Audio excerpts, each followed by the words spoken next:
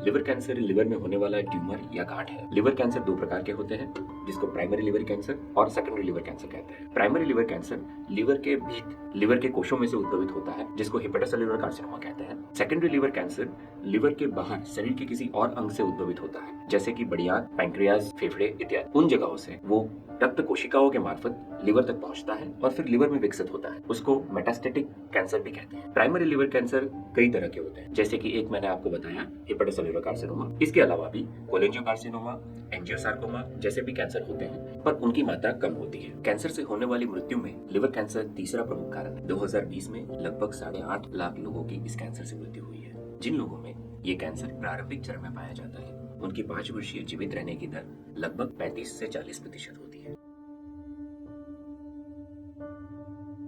हेपेटोसेल्युलर carcinoma यानी कि liver cancer का मुख्य कारण लिवर का सिरोसिस है। लिवर सिरोसिस एक ऐसी बीमारी है जिसमें लिवर की मुलायमता खत्म हो जाती है, लिवर सख्त हो जाता है, उसके अंदर गांठें बन जाती है, जिसमें से ट्यूमर का डेवलपमेंट होता है। लिवर सिरोसिस होने के कई कारण होते हैं, जैसे कि काफी सालों तक शराब पीने से लिवर सिरोसिस होता है। फैटी लिवर भी एक प्रमुख कारण है, जो मोटापे और डायबिटीज के कारण होता है। हेपेटाइटिस बी और हेपेटाइटिस सी जैसे वायरस इन्फेक्शन भी लिवर सिरोसिस करते हैं। लिवर कैंसर के रिस्क फैक्टर्स क्यूमुलेटिव यानी सिनर्जिस्टिक होते हैं। अगर किसी व्यक्ति में एक से ज्यादा रिस्क फैक्टर होते हैं तो कैंसर की संभावनाएं और बढ़ जाती है। जैसे कि अगर किसी पेशेंट को हेपेटाइटिस बी और हेपेटाइटिस सी का इन्फेक्शन एक साथ में होता है तो रिस्क बढ़ जाता है। वैसे ही हेपेटाइटिस बी वाला पेशेंट अगर अल्कोहल का इंटेक करता है तो भी कैंसर का रिस्क ज्यादा होता है। सिरोसिस से बचने के लिए अल्कोहल का सेवन बंद करना चाहिए। अगर सिरोसिस के हम शुरुआती चरण में हैं तो अल्कोहल बंद करने से इस बीमारी को रिवर्स किया जा सकता है। फैटी लिवर ठीक करने के लिए मोटापे को कम करना पड़ेगा और डायबिटीज का अच्छी तरह से कंट्रोल करना चाहिए। हेपेटाइटिस बी वायरस के इन्फेक्शन से बचने के लिए वैक्सीन अवेलेबल है,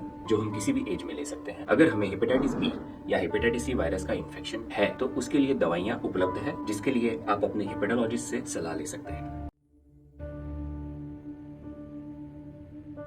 लिवर कैंसर से होने वाले लक्षणों को उद्भव होने से पहले अगर हम कैंसर को पकड़ लें तो इस प्रक्रिया को स्क्रीनिंग कहते हैं। लिवर कैंसर में स्क्रीनिंग सिर्फ उन्हीं मरीजों में किया जाता है जिनको लिवर का सिरोसिस होता है। उनमें हर 6 महीने में पेट का अल्ट्रासाउंड यानी कि सोनोग्राफी एडवाइस किया जाता है, जिसमें लिवर में डेवलप होने वाले ट्यूमर को पकड़ा जा सकता है। और अगर ऐसा कोई ट्यूमर पाया जाता है तो सीटी स्कैन या MRI का एडवाइस किया जाता है। एक ब्लड टेस्ट होता है जिसको अल्फा फीटोप्रोटीन कहते हैं, जिसकी मात्रा भी लिवर कैंसर में बढ़ जाती है, तो ये टेस्ट भी हर 6 महीने में करने का एडवाइस दिया जाता है।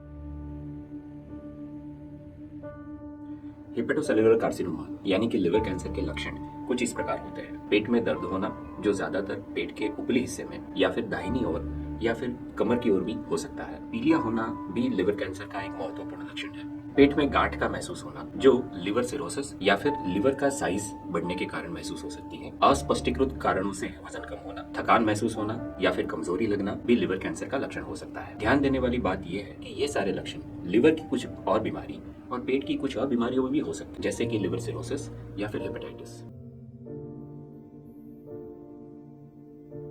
अगर पेट के अल्ट्रासाउंड में लिवर कैंसर का संदेह होता है तो डॉक्टर आपको सीटी एंजियोग्राफी या MR एंजियोग्राफी की सलाह दे सकते हैं। इन टेस्ट से लिवर में होने वाले ट्यूमर का स्थान, साइज और नंबर्स का पता लगाया जाता है। साथ ही में लिवर की खून की नसों में ये ट्यूमर फैला है कि नहीं और आसपास के लिवर की क्वालिटी यानी कि सिरोसिस की मात्रा भी पता चल सकती है। सीटी और MR एंजियोग्राफी से लाइराइड्स ग्रेडिंग की जाती है, जिसमें अगर ये ट्यूमर ग्रेड 4 या ग्रेड 5 होता है तो वो निश्चित रूप से हेपेटोसेल्युलर कार्सिनोमा है, ये कहा जा सकता है। कुछ ट्यूमर मार्कर्स भी इस बीमारी के निदान में मदद करते हैं, जैसे कि अल्फा फीटोप्रोटीन, जो हेपेटोसेल्युलर कार्सिनोमा में बढ़ा हुआ पाया जाता है। CA19-9 नामक ट्यूमर मार्कर कोलेंजियोकार्सिनोमा में बढ़ा हुआ पाया जाता है। हेपेटोसेल्युलर कार्सिनोमा में ज्यादातर केसेस में बायोप्सी नहीं की जाती है। अगर सीटी स्कैन या MRI करने के बाद भी बीमारी का निदान संदिग्ध रहता है तो ही बायोप्सी का एडवाइस दिया जाता है। हेपेटोसेल्युलर कार्सिनोमा यानी कि लिवर ट्यूमर एक जटिल बीमारी है। इसका इलाज लिवर कैंसर सर्जन, ऑन्कोलॉजिस्ट और इंटरवेंशन रेडियोलॉजिस्ट जैसे डॉक्टर मिलकर करते हैं, जिसको मल्टीडिसिप्लिनरी मैनेजमेंट कहते हैं। इसका इलाज काफी फैक्टर्स पर निर्भर करता है, जैसे कि लिवर में ट्यूमर का साइज, नंबर और स्थान, ये ट्यूमर लिवर के बाहर फैला है कि नहीं, लिवर की नसों में जा रहा है कि नहीं, लिवर में सिरोसिस की मात्रा कितनी है। इन सारे फैक्टर्स को मिलाकर डॉक्टर ट्रीटमेंट की दिशा को निश्चित करते हैं। जब लिवर में ट्यूमर का साइज कम होता है और साथ ही में सिरोसिस की मात्रा कम या ना के बराबर होती है, तब ऑपरेशन करके ट्यूमर को निकाल देना ही सबसे उचित ऑप्शन होता है। इस ट्रीटमेंट में ओपन लैप्रोस्कोपी या रोबोटिक पद्धति द्वारा लिवर में रहे हुए ट्यूमर के हिस्से को निकाला जाता है। जब लिवर में सिरोसिस की मात्रा ज्यादा होती है और पेशेंट ट्रांसप्लांट के क्राइटेरिया में फिट होता है तो ट्रांसप्लांट यानी कि लिवर को बदलने की प्रक्रिया का सलाह दिया जाता है। जब मरीज में ऑपरेशन या लिवर ट्रांसप्लांट ये दोनों ऑप्शन संभवित नहीं होते हैं और ट्यूमर का साइज 4 सेंटीमीटर से कम होता है, तो उसमें रेडियो फ्रिक्वेंसी अब्लेशन या फिर माइक्रोवेव अब्लेशन की सलाह दी जाती है। इन दोनों ही पद्धतियों में स्पेशल इक्विपमेंट्स का इस्तेमाल किया जाता है जो गर्मी से ट्यूमर सेल्स को नष्ट करते हैं। साथ ही में ये ध्यान रखा जाता है कि आसपास के नॉर्मल लिवर टिश्यू को